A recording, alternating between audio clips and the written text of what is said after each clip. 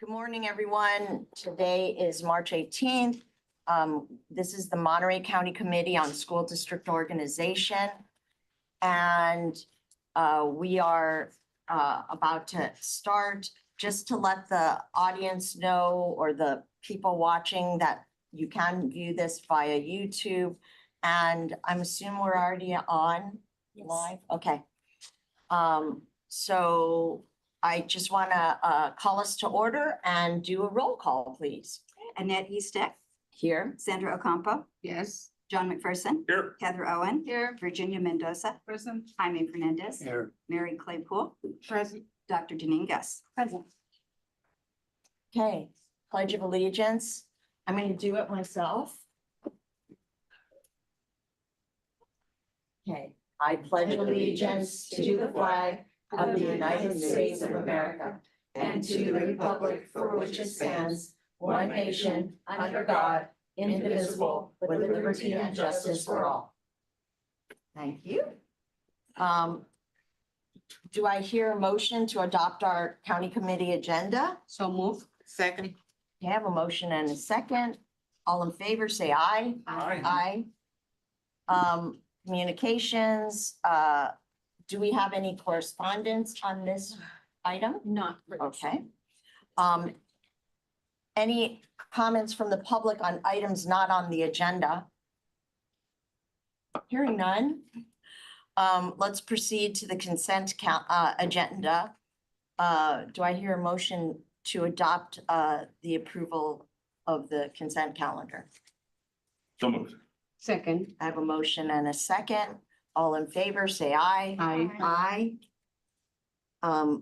We don't have any unfinished action items. So we're moving on to the unfinished business non-action items. And I would like to turn this over to our special counsel, Marguerite Leone. Thank you very much, and good morning to all of the county committee members.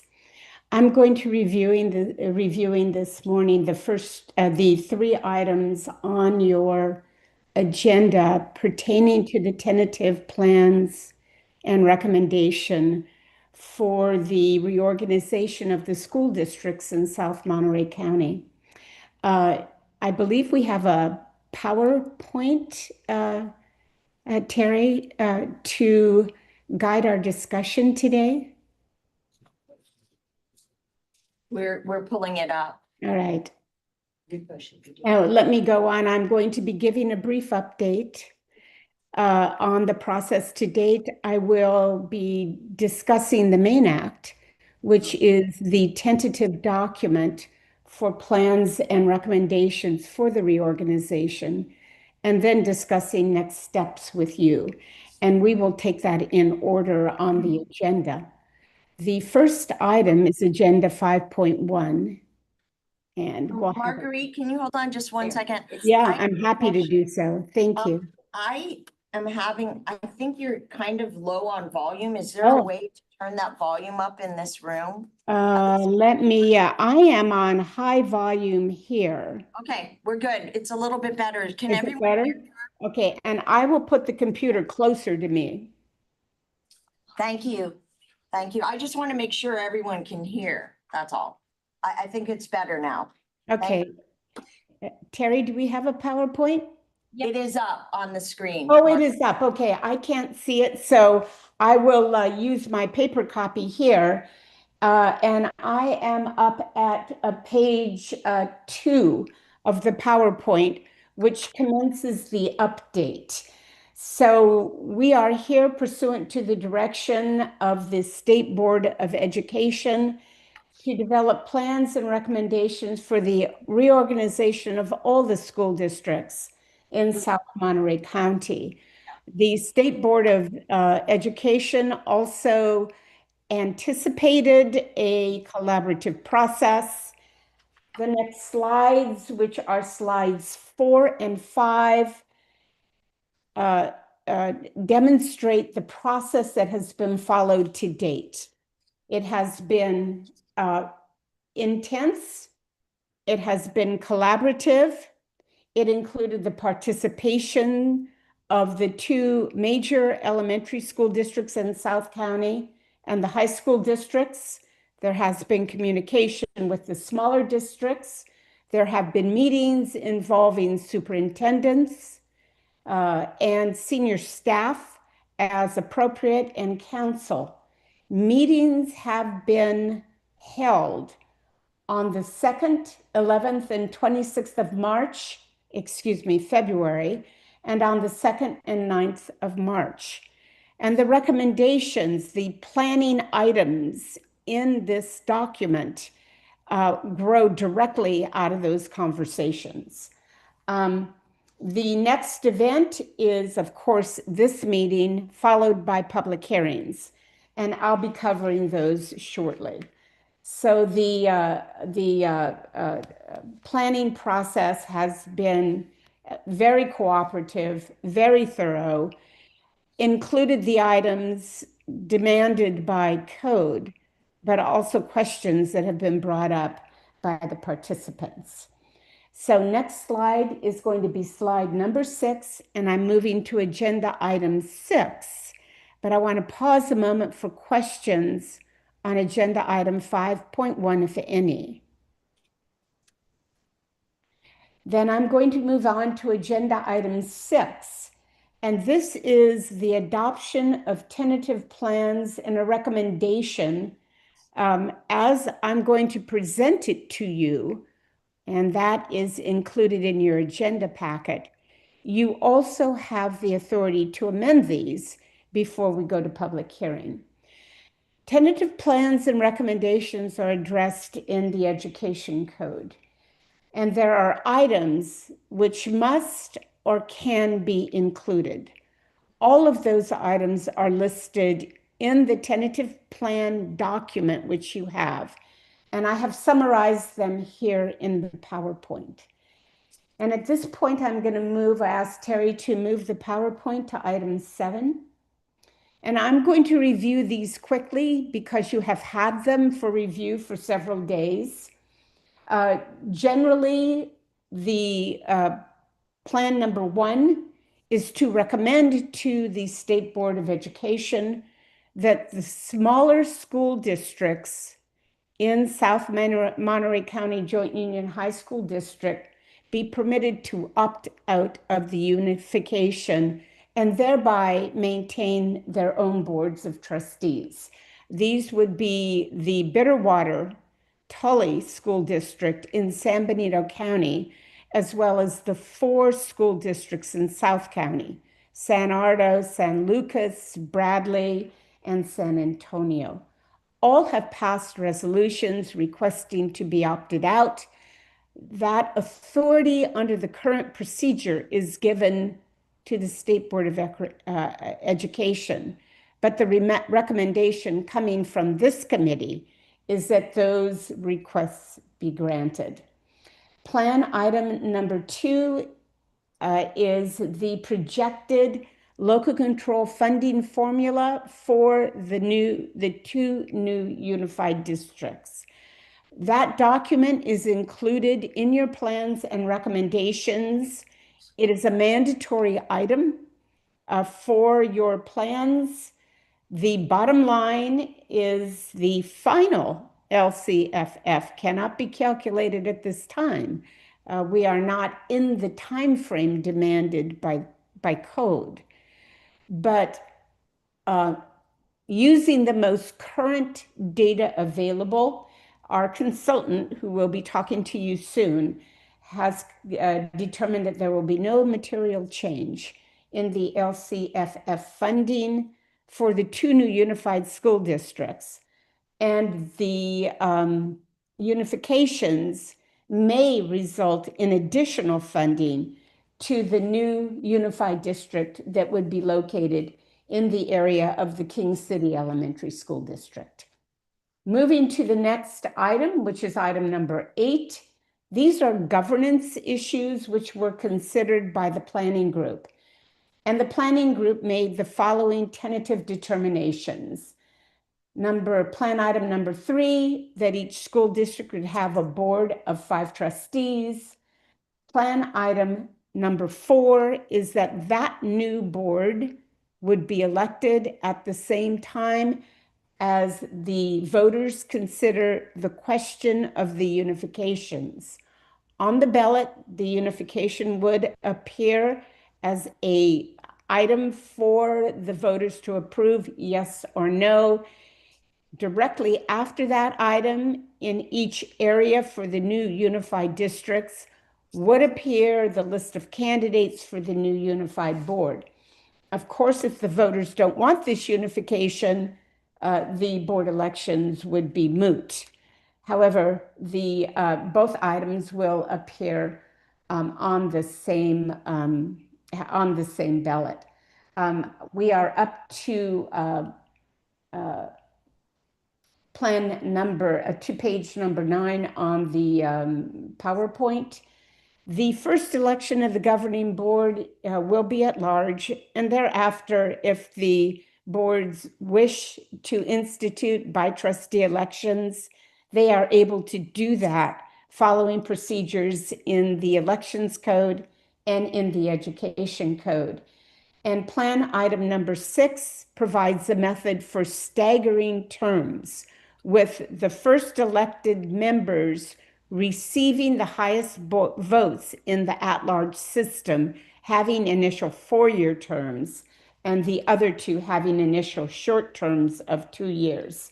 This isn't a scheme that the planning committee designed on their own, but it is set forth in code.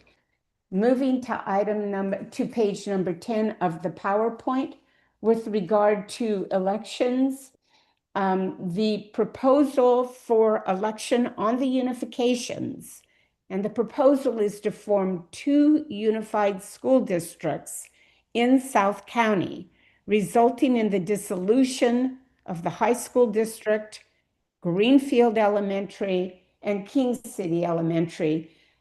That question would appear on a single proposition on the ballot.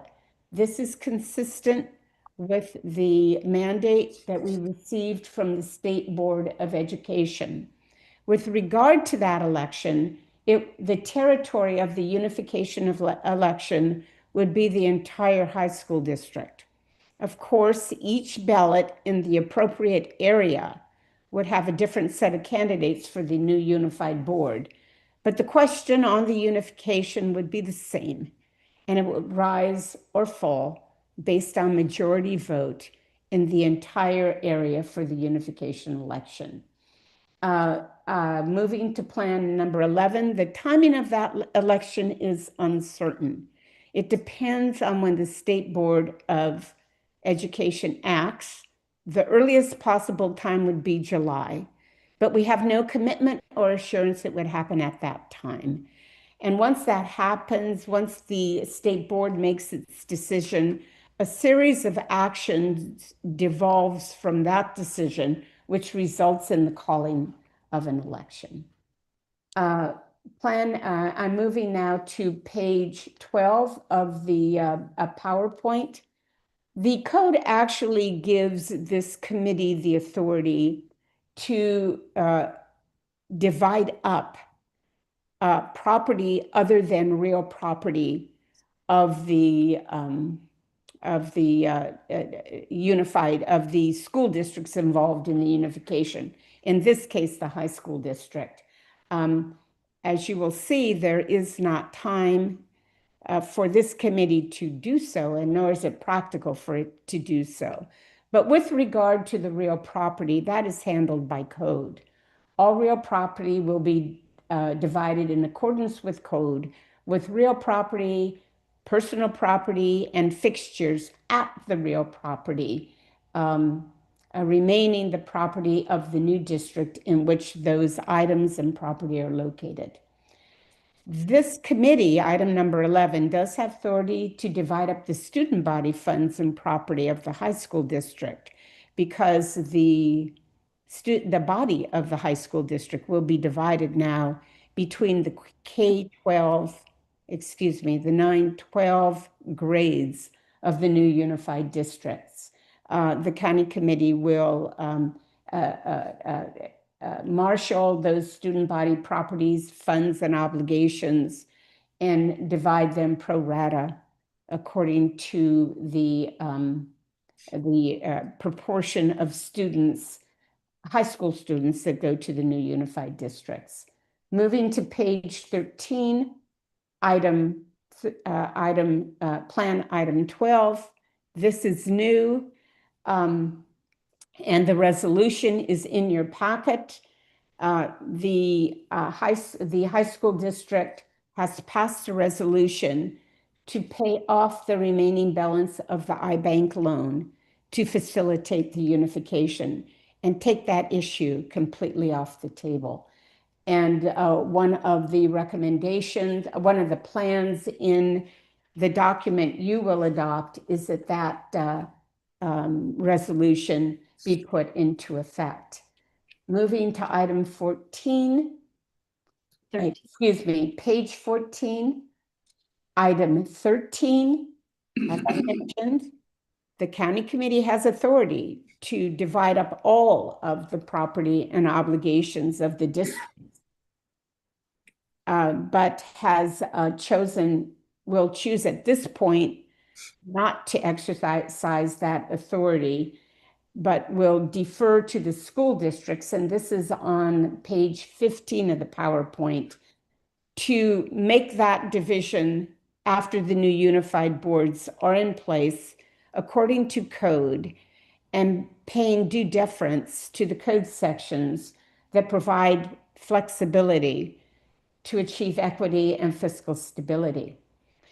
All of the school districts are in accord that if they run into a glitch or a hitch and are unable to agree, the mediation provisions of the education code will operate to assist in the resolution of those issues. And that is on the PowerPoint, page 15, item 15. So those are the planning items that are contained in the tentative plans and recommendations that you will vote on today. Of course, all reorganizations must meet the criteria of Education Code Section 35753, with which you are very familiar. But I am going to ask our consultant, Christy White, to address those briefly. Extensive discussion is contained in the feasibility study, which is incorporated into the plans in your recommendation. At this point, though, before I turn the floor over to Christy, I'm going to ask if you have any questions at this time on the 15 planning items that I just reviewed and are in your tentative recommendation. Let me let you know that there are upcoming public hearings, and these items are tentative. They can change in your final recommendation, but I do want to give an opportunity for any comment at this time. Anyone have any comments? I have one comment. Okay, or questions? I just want to say the work that everyone has done and the amount of time to come up with something that is so thorough is amazing. So, Madam Chair, well done, MCOE team, well done, Christy, well done, Marguerite. We have something now that we can fulfill what I have been somewhat critical of from the state board, but they gave us something to do and we've done it, and it's really quite impressive. Anyone else questions? Sandra? Just a comment. I went through the whole thing and it's an amazing ending story because it's been almost 10 years older since the process of the unification in South County. And the savings are huge as well once they become unified. I believe, like John mentioned, step by step has taken 10 years so far, but it's a great presentation. Thank you, Marguerite. Great job. And I think it's going to benefit everyone in general. So that's it. Anyone else? Questions, comments? No?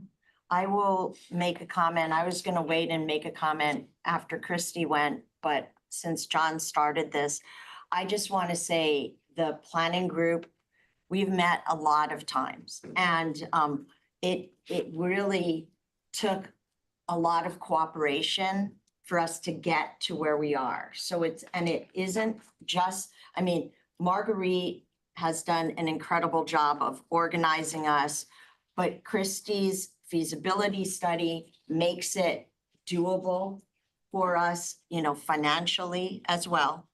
And not least of which is the fact that the 3 districts involved have been in it at every step of the way.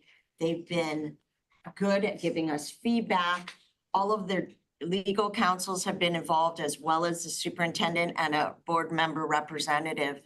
And it, took some going back and forth. Let's just put it at that. And this is where we got to from after all of that work. I mean, it's been weeks of over a month of work on just the planning meetings, but even leading up to that. And it hasn't been easy, but I really appreciate all of the cooperation that has gone into this because it is not an easy thing. Now, our next step, as Marguerite said, is the public hearings on Monday. And that's not going to be easy either, but this is the first huge step that gets us to the next phase of this whole process. And so you guys have, you can see how much work has gone into it, as Sandra said, as John said, really, really impressive. So thank you. Madam Chair, just to add it up to your comments was that I was glad to see that the other districts were opt out. And that Yes, includes unification. And you know what? that's true. Kudos to everyone who collaborate, trustees, committees, public, general. Sure. This is not an easy agenda to discuss, No, but it's taking a good lead, and I think we're moving forward. yeah. Anyway, thank you all for it. And now we get to hear from Christy, which puts the final cap on our tentative plan here. So Christy, if you could take over from here and give us an overview of the feasibility study. Great, thank you. And hello, everyone. It's nice to see you. And yes, it's been a lot of work to get here today, and I'm glad that, we're in a good spot.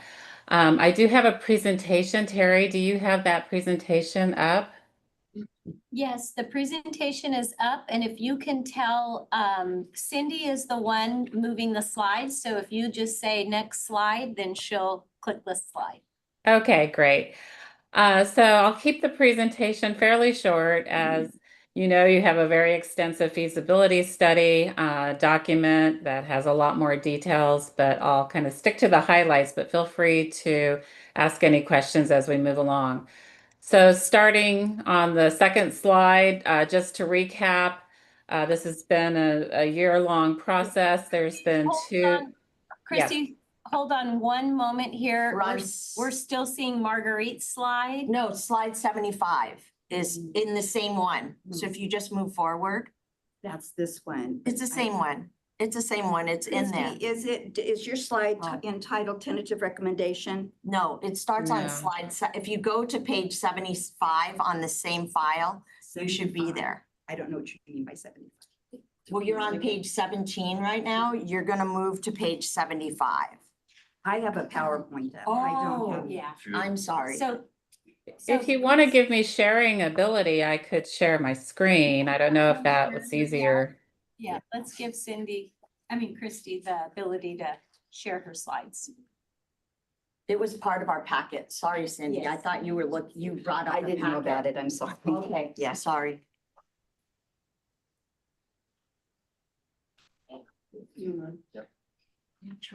I'll need that. There we go. Okay, let me get us into the right mode here. So, Hang on.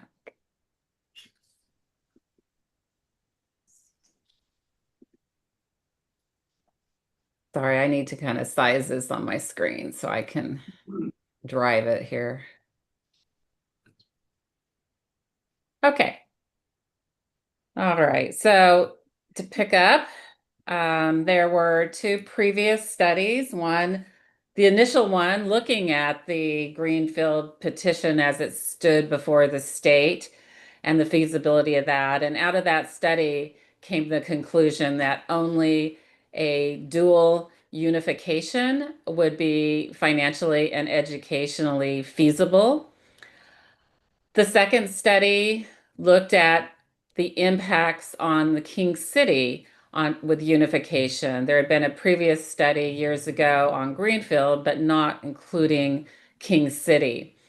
And out of that study came a similar conclusion with more details that the unification would be feasible if there is a dual unification of both Greenville and King City, dissolving all three districts and creating two new unified districts with the opt-out provision for the small districts that was discussed earlier.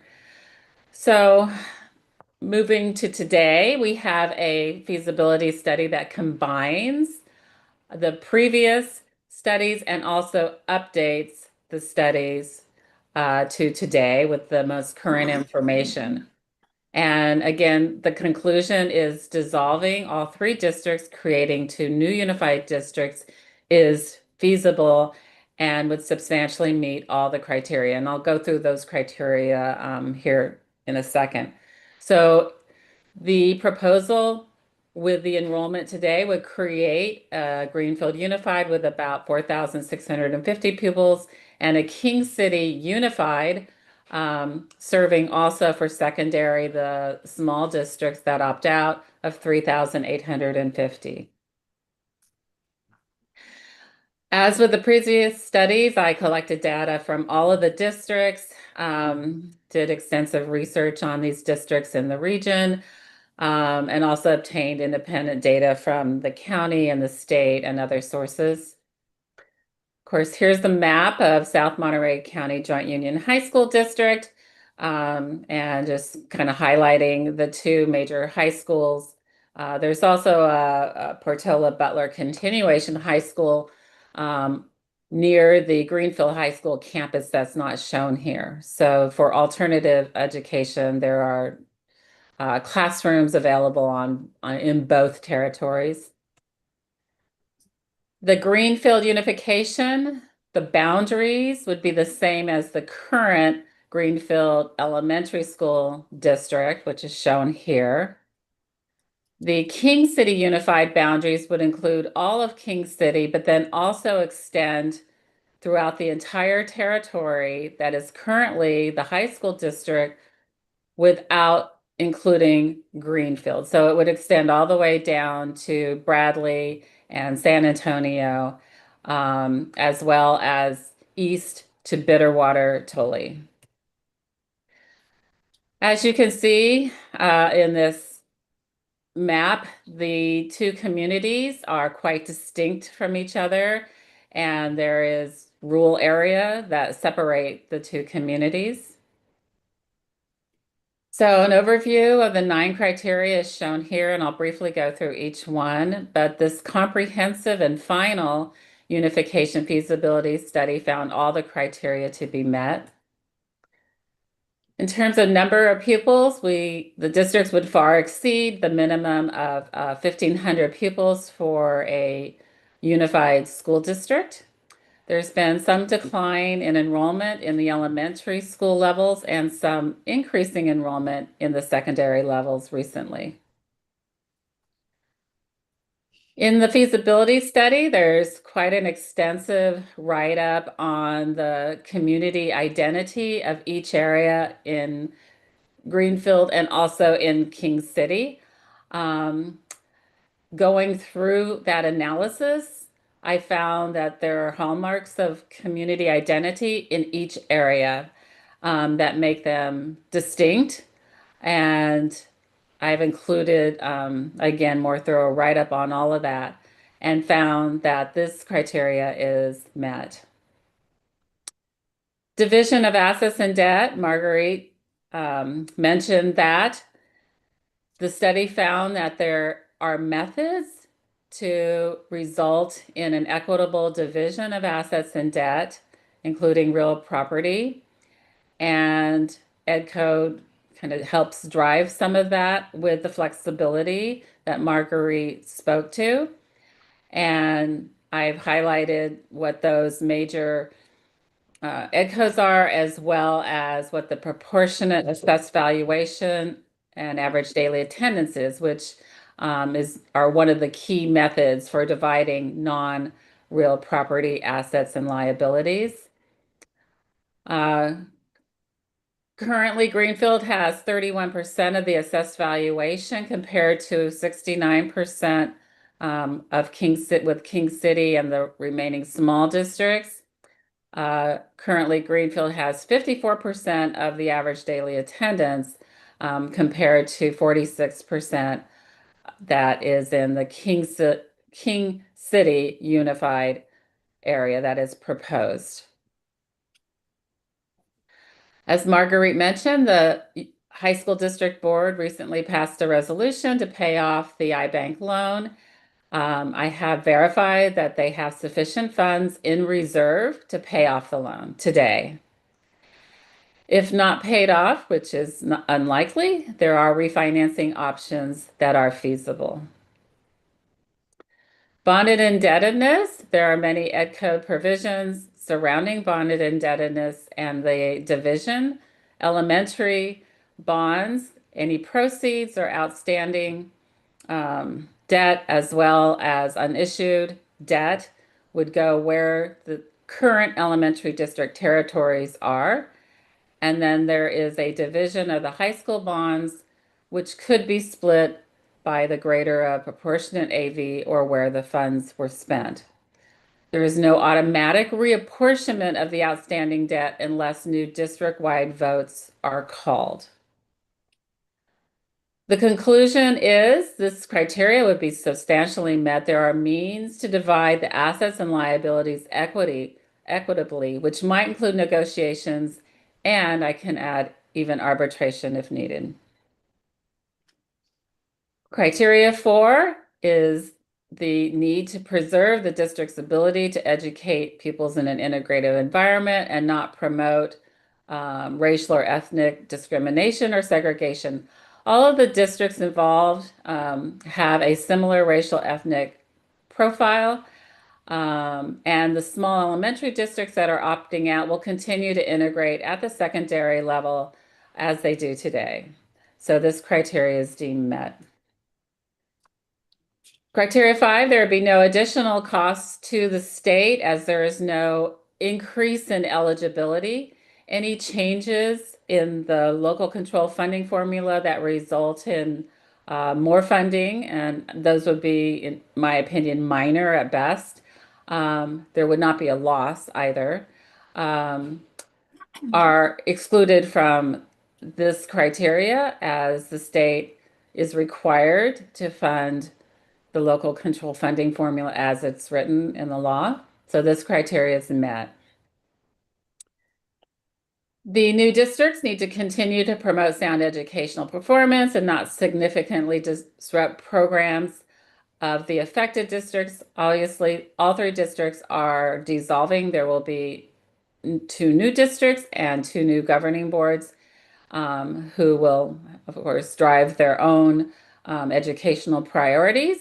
But the funding itself is in place for them to do that. So the study focused on current programs, statewide testing, and interviewing the educators. I found that all the districts have good educational programs, and pupil support services were quite extensive in all 3 districts. And I list here some of those support systems and programs. There are benefits to a TK through 12 educational system in terms of articulation, whether it's curriculum or transition from middle school to high school. The sharing of student information is important for the continuity of the pupils' services as well as education. ability to have college and career articulation even at an earlier grade than high school. There's also opportunities for specialized staffing. And one of the most important prior to the community is that parents would have one common school district in which to contact. And this would be as a result of being unified.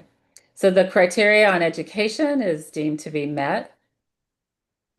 School housing costs, the criteria requires that there not be a substantial increase in school housing.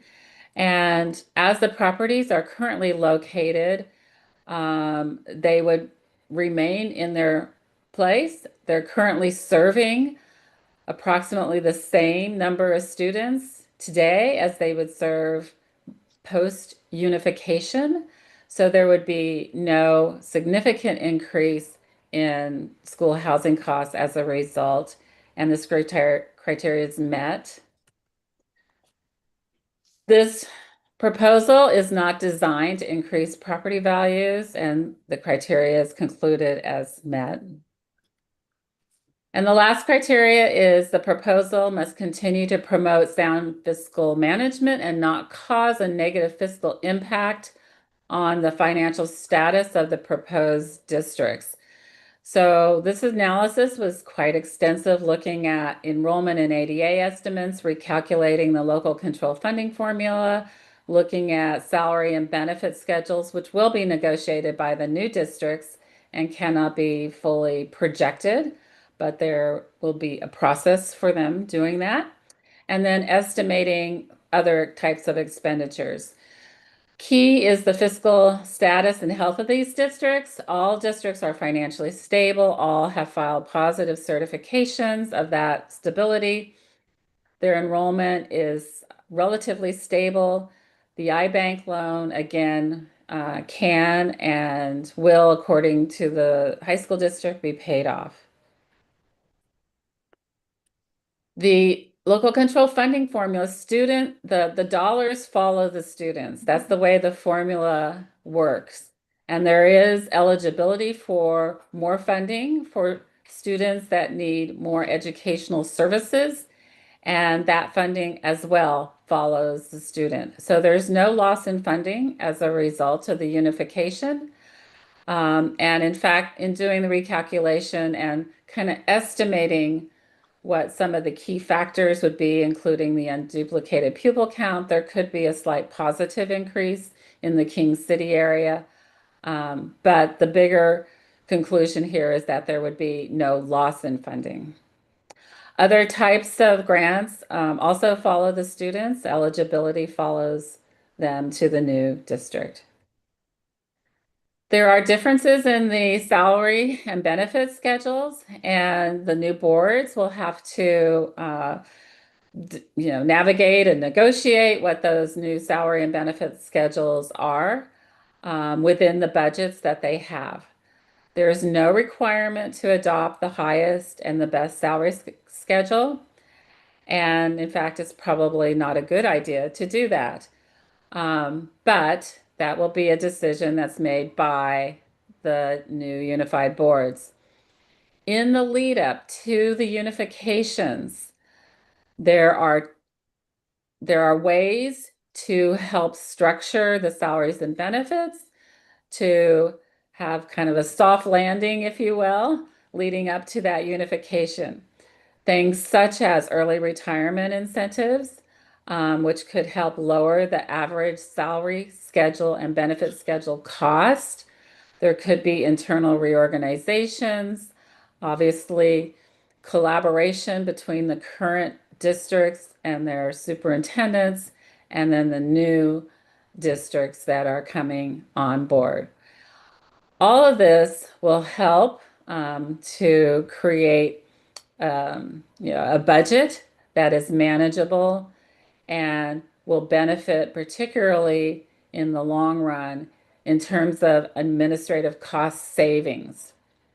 For classified staff, there's a continuing employment rule that for 2 years, the same pay and an equivalent position. Some of that can be navigated if not all those positions are needed. leading up to the unification. It is only for 2 years as well. Certificated staff have separate rules regarding classification, but not pay. And managers who are on contracts, their contracts determine what their rights are. Health and welfare benefits, the new districts would also need to be negotiating those. There could be some vesting rights that might apply, and that would all be considered leading up to unification. Here are some examples of the administrative cost savings, and I did work with the districts on identifying these. Obviously, instead of 3 district offices, there would be 2. And there could be opportunities for other shared operational services, such as in food service or transportation. Certain positions that are on board now might be expanded to include the additional workload, or could be recruited to bring on full-time staff with less dependence on using consultants. It was often commented that we can't afford a full-time person. So the ability to have a bigger budget and afford that could be a benefit, and also possibly save money. Improve use of facilities, planning of facilities. In King City, there's a district office the high school district has. There's a leased district office King City has. I'm sure there's some consolidation opportunities in facilities in King City. I also compared what the budget for these 2 new unified districts look like compared to other unified districts that are similar size and have similar budgets and demographics. And overall, the new unified districts could favorably save $1 million to $2 million annually in their budget through consolidation. And most of that savings comes from the administrative side, as we still need to continue to serve the students in the classroom and provide student services to support that. All right. I'm going to stop sharing.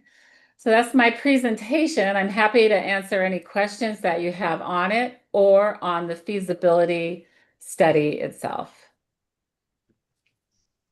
Anyone, comments or questions? Just a comment, Madam Chair. Yes. I was glad that finally the perception in Greenfield that King City was getting more funded money in comparison to Greenfield was cleared up through this visible study. So that's number 1, that's gonna send the message. And second of all, on your latest presentation about the saving in costs and expenditures, it's gonna be benefiting the districts as well. Why is it Greenfield spending 1 million in comparison to King City? That's a good question, and it's probably related to salaries and benefits packages, I'm assuming. Is that correct? Would you like me to respond? Yes, I'm comparing them to an average of unified districts that are of similar size operating today. So these are averages. The actual budget that Greenfield Unified puts together will obviously take the revenues based on the formulas and then create, their budget based on that with their negotiated salaries and benefits. So you can't really say today they're spending necessarily more, but there are certainly indications that there's administrative cost savings available to them through unification. And by comparison, I estimated it to be around $1 million. That makes sense. Thank you. Thank you, Ms. White. Any other questions or comments? Anyone? Okay, I think we are at our action item of consideration of, and I need a motion to do this, to adopt these tentative plans and to proceed with the next steps, which basically we have to adopt these plans first and the recommendation to proceed with the consideration of the two unifications.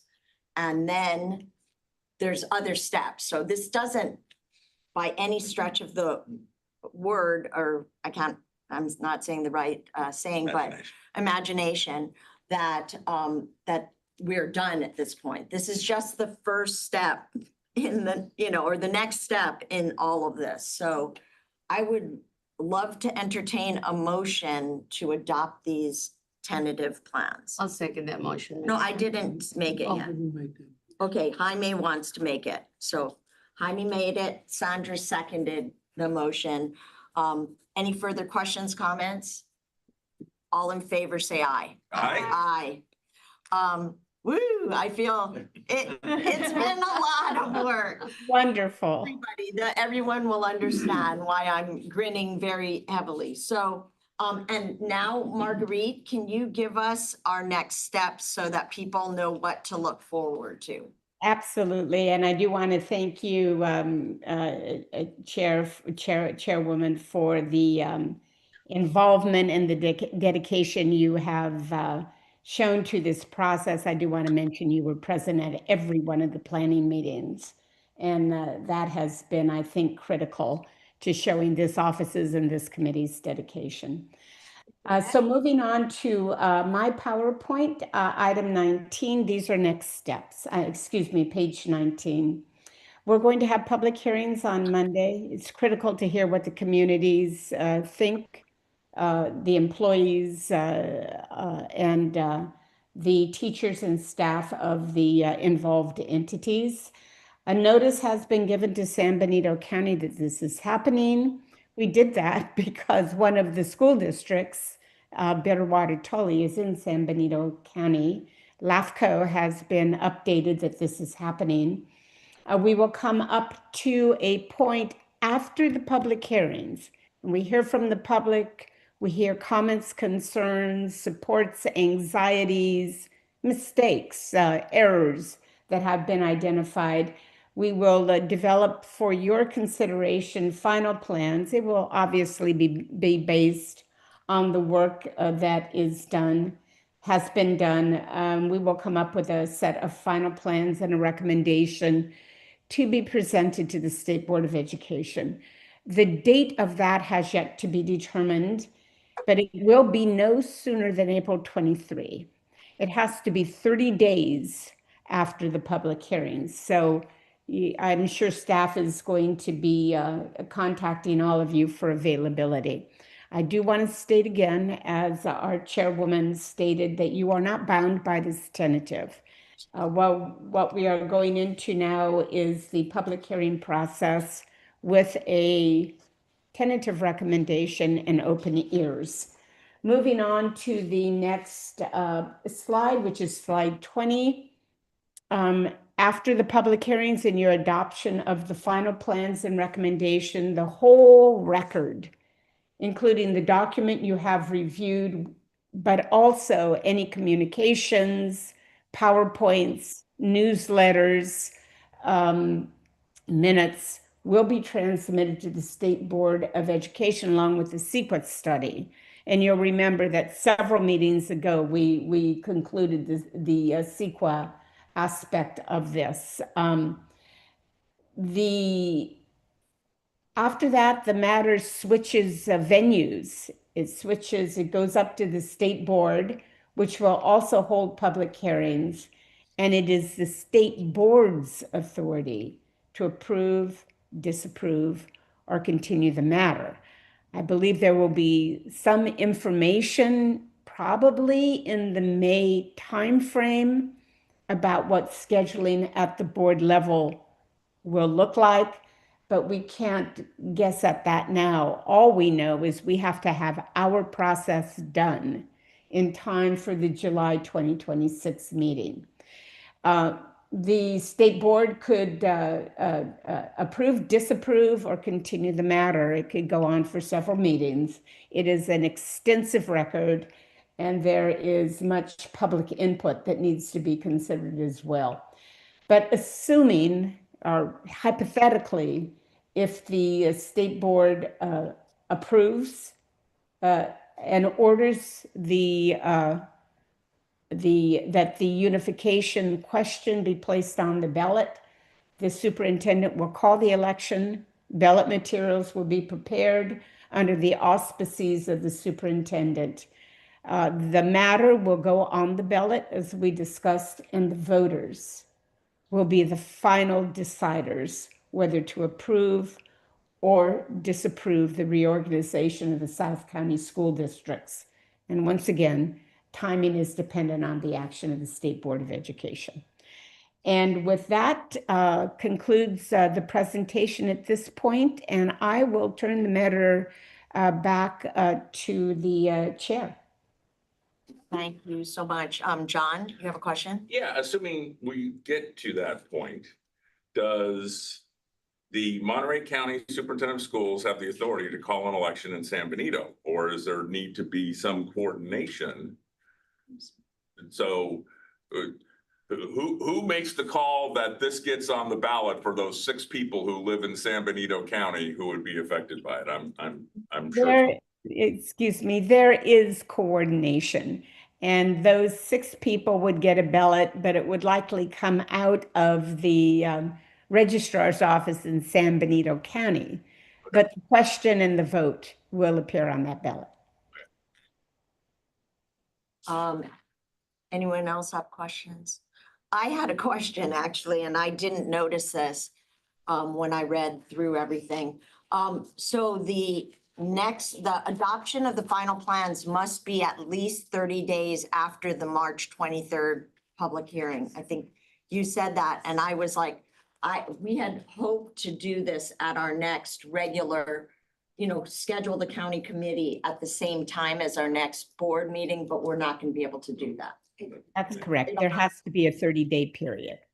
Well, but the May is going to be too late for us to maybe make the July. So I just want to tell everyone, Okay. we're going to have a special county committee meeting sometime between our March board meeting and our April board meeting. I mean, our April board meeting, after our April board meeting, but before, the May.